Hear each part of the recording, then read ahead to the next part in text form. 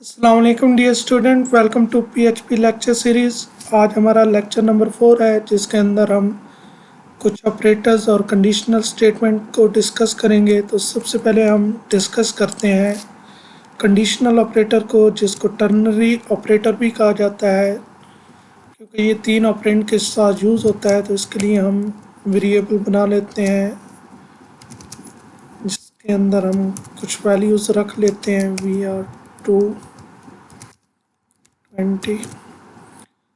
अब मैं एक और वेरिएबल x के नाम से बना लेता हूँ और यहाँ पे चेक करता हूँ मैं कंपैरिजन ऑपरेटर लगा के कि अगर $, वी आर 1 यानी वेरिएबल 1 की वैल्यू अगर वेरिएबल 2 से बड़ी है तो फिर यहाँ पे क्या होना चाहिए, x के अंदर 1 चला जाना चाहिए। यानी यहाँ पे ट्रू, जब ये कंडीशन क्या होगी, ट्रू होगी।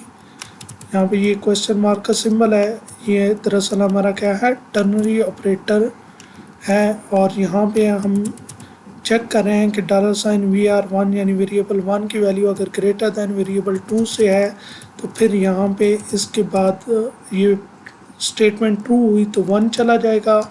अदरवाइज़ अगर फॉल्स हुई तो मैं यहाँ पे क्या कर सकता हूँ, 0। यानी ट्रू होने की सूरत में 1 जाएगा x के पास और 0 जाएगा जब हम क्या करेंगे, इसके अंदर ये कंडीशन हमारी क्या हो जाएगी, फॉल्स हो जाएगी। तो इस तरह हम इसको चेक कर लेते हैं। चेक करने के लिए हम यहाँ पे इसको रिफ़्रेश करते हैं तो देखिए यहाँ पे हमारे पास क्या आ रहा है, 0। क्योंकि ये देखें वेरिएबल 1 की वैल्यू ग्रेटर दैन नहीं है वेरिएबल 2 से। अगर मैं ये वैल्यू ग्रेटर कर देता हूँ तो फिर ये कंडीशन ट्रू होगी और यहाँ पे क्या चला जाएगा, 1। तो अब x की वैल्यू क्या आनी चाहिए, 1।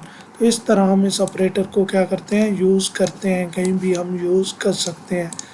नेक्स्ट हम कंडीशनल स्टेटमेंट को देखते हैं और कंडीशनल स्टेटमेंट में हम जितने भी कंपैरिजन ऑपरेटर हैं वो उसके अंदर यूज़ करते हैं। इसी तरह हम कंडीशनल स्टेटमेंट में लॉजिकल ऑपरेटर को यूज़ करते हैं। तो सबसे पहले तो हम कंडीशनल स्टेटमेंट को समझने की कोशिश करते हैं। तो उन लोगों के लिए तो बहुत आसान है जो किसी प्रोग्रामिंग लैंग्वेज के थ्रू पीएचपी पे आ रहे होते हैं, तो उनको ये समझना, सारा कुछ समझना आसान होता है। तो हमारे पास डिफरेंट कंडीशनल स्टेटमेंट हैं। जैसे सिंपल स्टेटमेंट की बात की जाए तो इफ़ स्टेटमेंट है। अब इसका अगर मैं सिंटैक्स की बात करूं तो यहाँ पे हम पहले कमेंट्स बना देते हैं। तो कमेंट्स आप सिंगल लाइन कमेंट्स ऐसे भी लिख सकते हैं, हैश सिंबल को यूज़ करते हुए भी आप लिख सकते हैं। तो मैं सिंटैक्स आपके लिए यहाँ पे लिख देता हूँ कमेंट्स के अंदर। तो इफ़ कंडीशन का जो सिंटैक्स है, इफ़ कीवर्ड है और इस ब्रैकेट के अंदर आपने यहाँ पे क्या लिखनी होती है, अपनी कंडीशन लिखनी होती है। अब इस कंडीशन के ट्रू होने पे, यानी ये अगर कंडीशन क्या हो गई, ट्रू हो गई, तो इसके बाद आप जो स्टेटमेंट लिखेंगे, जो स्टेटमेंट आप इसके बाद लिखते हैं वो स्टेटमेंट क्या होगी, एग्जीक्यूट होगी। ठीक है। और अगर ये कंडीशन क्या होती है, फॉल्स होती है, तो ये स्टेटमेंट क्या हो जाएगी, स्किप हो जाएगी। ये तो है सिंगल स्टेटमेंट। अगर आप मल्टीपल स्टेटमेंट हैं, ब्लॉक ऑफ स्टेटमेंट हैं, यानी मल्टीपल स्टेटमेंट इस कंडीशन का हिस्सा बनाना चाहते हैं कि ये कंडीशन अगर ट्रू हो तो तभी एग्जीक्यूट हो, तो फिर आप ब्लॉक बना सकते होते हैं ऐसे। और इसमें आप फिर स्टेटमेंट 1 से लेकर स्टेटमेंट n तक जितनी भी कंडीशंस लिखेंगे वो सारी स्टेटमेंट इस कंडीशन के अंडर होंगी। यानी ये कंडीशन अगर ट्रू होगी तो ये पूरा ब्लॉक एग्जीक्यूट होगा, अदरवाइज़ ये ब्लॉक क्या हो जाएगा, स्किप हो जाएगा। तो हम चलें इसको चेक करके देखते हैं।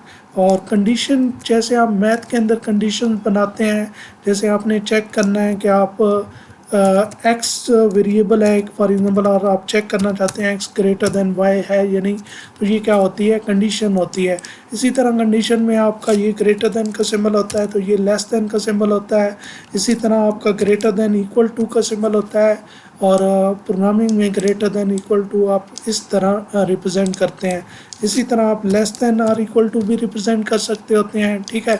इसी तरह नॉट इक्वल टू भी होता है, नॉट इक्वल टू ऐसे भी लिखा जाता है और नॉट इक्वल टू ऐसे भी रिप्रेजेंट किया जाता है। प्रोग्रामिंग में इक्वल टू के लिए सिंबल ये यूज़ होता है। और अगर आप 3 इक्वल टू लगाएंगे तो फिर वैल्यूज़ के साथ साथ डेटा टाइप भी चेक होगी कि ये इक्वल है या नहीं है। तो सबसे पहले हम एक वेरिएबल ले लेते हैं, सिंपल सा प्रोग्राम करते हैं, उसके अंदर हम 10 स्टोर करते हैं और हम चेक करते हैं इफ़ डॉलर साइन, इफ़ हम कंडीशन बनाते हैं कि x की जो वैल्यू है वो क्या 10 के इक्वल है। अगर 10 के इक्वल है तो आप एको में डिस्प्ले कर दो इक्वल। आप देखें ये कंडीशन ट्रू हुई तो यहाँ पे इक्वल डिस्प्ले होगा, अदरवाइज इक्वल डिस्प्ले नहीं होगा। तो हम इसको चेक करते हैं, इसको हम यहाँ पे रिफ़्रेश करके देखते हैं तो ये देखें इक्वल यहाँ पे हमें क्या हो गया, डिस्प्ले हो गया। इसका मतलब है हमारा ये कोड सही वर्क कर रहा है। और इसको और ज़्यादा चेक करने के लिए, वेरीफाई करने के लिए कि ये वाकई सही वर्क कर रहा है, हम इसको क्या करते हैं, यहाँ पे 11 पुट करके देखते हैं वैल्यू। तो आप इक्वल नहीं आना चाहिए, तो देखें इक्वल गायब हो गया। इसका मतलब है ये जो स्टेटमेंट है तभी एग्जीक्यूट होती है जब ये कंडीशन क्या होती है, ट्रू होती है। आप देखें कि यहाँ पे मैं एक और स्टेटमेंट इसके अंदर लिख देता हूँ, चाहे आप यहाँ पे लिखें चाहे यहाँ पे लिखें, वो इस कंडीशन का हिस्सा नहीं बननी चाहिए क्योंकि मैं ब्लॉक नहीं बना रहा। हम कुछ भी डिस्प्ले करवा देते हैं, थैंक्स, और यहाँ पे हम BR भी करवा देते हैं ताकि ये न्यू लाइन पे आए। तो देखें थैंक्स डिस्प्ले हुआ, क्यों? देखें कंडीशन ट्रू नहीं थी, कंडीशन ट्रू नहीं थी तो ये वाली स्टेटमेंट इस कंडीशन का हिस्सा थी, ये एग्जीक्यूट नहीं हुई। लेकिन थैंक्स डिस्प्ले हुआ, अगर आप 10 करेंगे तो दोनों डिस्प्ले होंगी, इक्वल भी डिस्प्ले हुआ, थैंक्स भी डिस्प्ले हुआ। रीज़न क्या है कि ये जो थैंक्स वाली स्टेटमेंट है ये इस कंडीशन का हिस्सा नहीं है, चाहे ये कंडीशन ट्रू हो या फॉल्स हो इसको फ़र्क नहीं पड़ता, ये फिर भी एग्जीक्यूट होगी। इसका हिस्सा जस्ट और जस्ट क्या है, ये इक्वल वाली स्टेटमेंट। तो अगर हम इन दोनों को इस कंडीशन का हिस्सा बनाना चाहते हैं तो फिर हमें ये करना पड़ेगा। अभी तो हमें फ़र्क नज़र नहीं आएगा, लेकिन अगर हम वैल्यू चेंज करेंगे तो आप हमें थैंक्स भी लिखा हुआ नज़र नहीं आएगा। तो देखें यहाँ पे इक्वल और थैंक्स दोनों गायब हो गए, क्योंकि अब इस ब्लॉक से लेकर यानी इस कर्ली ब्रेसेस लेकर इस कर्ली ब्रेसेस तक जितनी भी नंबर ऑफ स्टेटमेंट आएंगी वो इस कंडीशन का हिस्सा हैं, जो कि इसके ट्रू होने पे चलेंगी और इसके फॉल्स होने पे नहीं चलेंगी। अब देखें कि अगर इसके फॉल्स होने पे मैं कोई स्टेटमेंट डिस्प्ले करना चाहता हूँ तो फिर उसके लिए मुझे क्या करना पड़ेगा। तो उसके लिए याद रखिएगा कि उसके लिए हमें यूज़ करना पड़ता है इफ़ एल्स को, यानी हमें किसको यूज़ करना पड़ता है, इफ़ एल्स स्टेटमेंट को यूज़ करना पड़ता है। उसका तरीकाकार क्या है, उसका तरीकाकार जो सिंटैक्स है वो है इफ़ कंडीशन, यानी यहाँ तक हमारा वही उसी तरह रहेगा। उसके बाद स्टेटमेंट आ जाएगी जो कि इफ़ के अंदर जो कंडीशन लिखी होगी उसके ट्रू होने पे एग्जीक्यूट होगी। और इसके बाद हम एल्स कीवर्ड लिखेंगे और फिर स्टेटमेंट लिखेंगे। और ये वाली जो स्टेटमेंट है ये तब चलेगी जब ये कंडीशन फॉल्स होगी, यानी कंडीशन ट्रू होगी तो ये स्टेटमेंट चलेगी, कंडीशन फॉल्स होगी तो ये स्किप होकर एल्स वाला पोर्शन चलेगा। इसी तरह अगर हम ब्लॉक ऑफ स्टेटमेंट हिस्सा बनाना चाहते हैं तो फिर आपको पता है कि हमें क्या यूज़ करना पड़ेगा, कर्ली ब्रेसेस। एल्स के लिए भी हमें क्या करना पड़ेगा, कर्ली ब्रेसेस यूज़ करनी पड़ेंगी। तो हम एक से ज़्यादा स्टेटमेंट क्या कर सकते हैं, दोनों में लिख सकते हैं। एल्स वाले पोर्शन में भी हम एक से ज़्यादा स्टेटमेंट इसी तरह लिख सकते हैं अगर हमने ब्लॉक बना दिया। अब देखें यहाँ पे मैं सिंपल एल्स लगाता हूँ और एल्स के अंदर मैं अभी एक ही स्टेटमेंट इसका हिस्सा बनाता हूँ, नॉट इक्वल।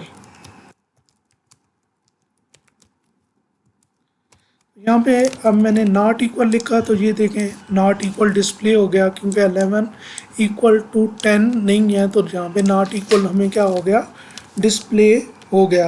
अब देखें अगर आप यहाँ पे 11 ग्रेटर देन यानी x ग्रेटर देन 10 करते हैं तो आप कंडीशन ट्रू होगी, क्योंकि 11 ग्रेटर देन 10 है। तो ये वाला पोर्शन चलना चाहिए और ये वाला स्किप होना चाहिए, एल्स वाला पोर्शन नहीं चलना चाहिए। तो इक्वल और थैंक्स डिस्प्ले हो गया और नॉट इक्वल हमारा एग्जीक्यूट नहीं हुआ।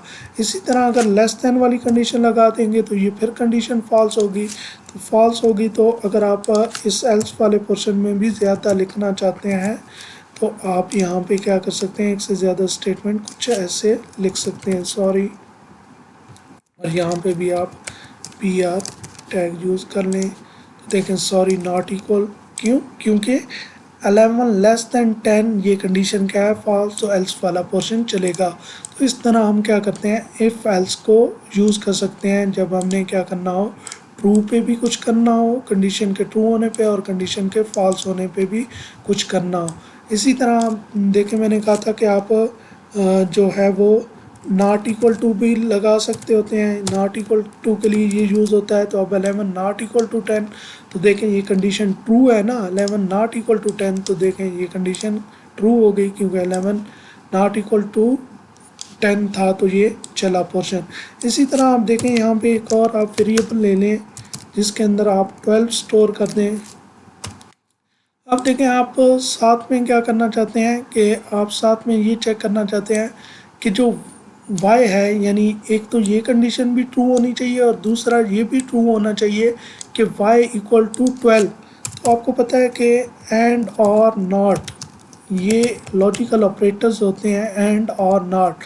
इसके लिए हम जो सिंबल यूज़ करते हैं एंड, आप बाकायदा एंड भी यूज़ कर सकते हैं, और आर के लिए हम यूज़ करते हैं, सॉरी एंड के लिए डबल एंड सिंबल है, और नॉट के लिए आपका जो सिंबल यूज़ होता है वो ये वाला सिंबल है।